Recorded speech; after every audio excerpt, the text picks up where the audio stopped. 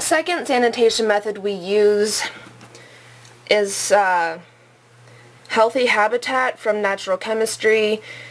For clean, fresh-smelling pet environments, it doesn't list snakes on here, but basically what it does is it gets rid of smell, it sanitizes some stuff. It's made of, let's see, water, natural enzymes, and organic stabilizers, which is, kind of whatever. It's not cheap, I'll tell you that much. This bottle's probably a good, I think we paid maybe 16. I'm not sure, you can't quote me on it, but shit's not cheap. It does last a good bit though, like I'm surprised, because you only need like maybe, 2 squirts per one of these tubs whenever you're cleaning. We use the spray after they've had, any sort of bathroom thing where, if anything stinks, if the tub stinks, then the healthy habitat will get rid of the smell, and then it will be tinky no more. So, good old Germ X. You're probably wondering, okay, what the hell, who cares? But if you, like me, have a bunch of people touching your snakes, we kind of developed Germ X just as a safe way for us to not spread anything to them, and then afterwards we use it again so that, we don't get anything from them. There is a salmonella risk every time you touch snakes because they do eat, raw, dead rodents. So, the other good thing about Germ X though is because we have 4 people in my house that touch the snakes regularly, is they smell the Germ X and they kind of associate it with this is a safe smell. Because everyone in my house is nice to the snakes, so if they smell the Germ X, then they know they're not going to get hurt. Another sanitation issue you guys might have to worry about is if you have a tank. The substrate needs to be clean. Any area where they might use the bathroom, the entire surrounding substrate needs to be picked up with the waste removed. Then, you can use the natural habitat stuff to kind of get rid of the smell, of course. Emma really moved her aspen around. But one of the most important things is their water dishes. It doesn't seem like they use a lot of water, so you're like, okay, well, they didn't drink it all, whatever, I'll let it go. But you need to change the water at least once a week.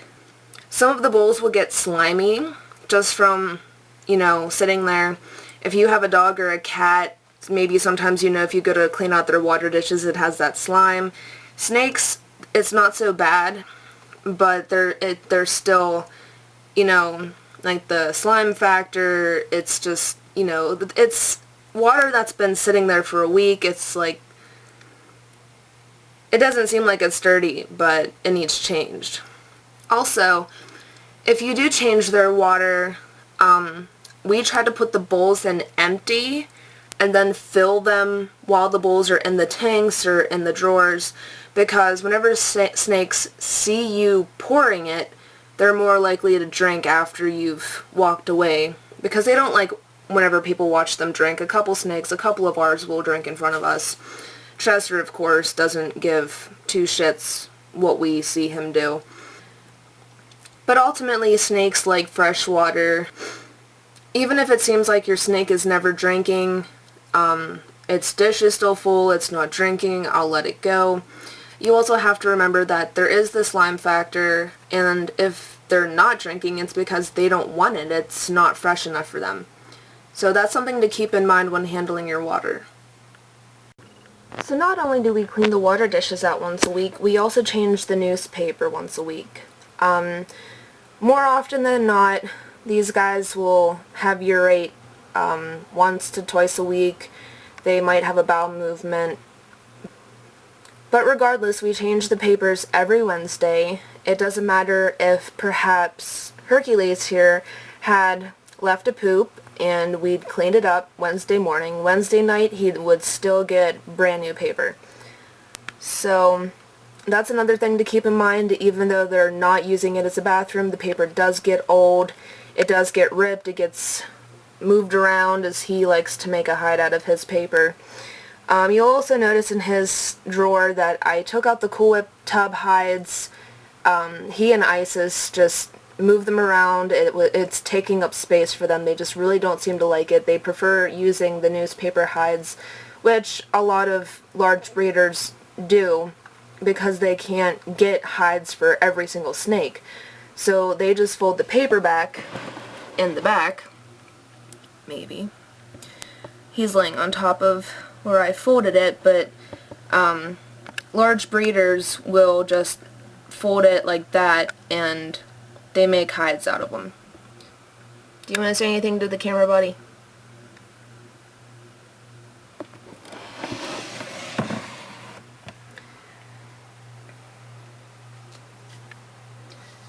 Also, every Wednesday, whenever we're changing the papers, we change the water, and all of these tubs get the nature's habitat treatment, whether they really need it or not, just to keep things sanitary, because the last thing any snake keeper wants is for their snakes to get sick.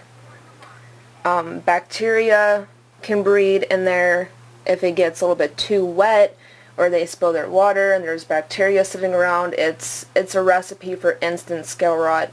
So do make sure if there's any excess water, if there's any urate or bowel movement, that it gets, cleaned up.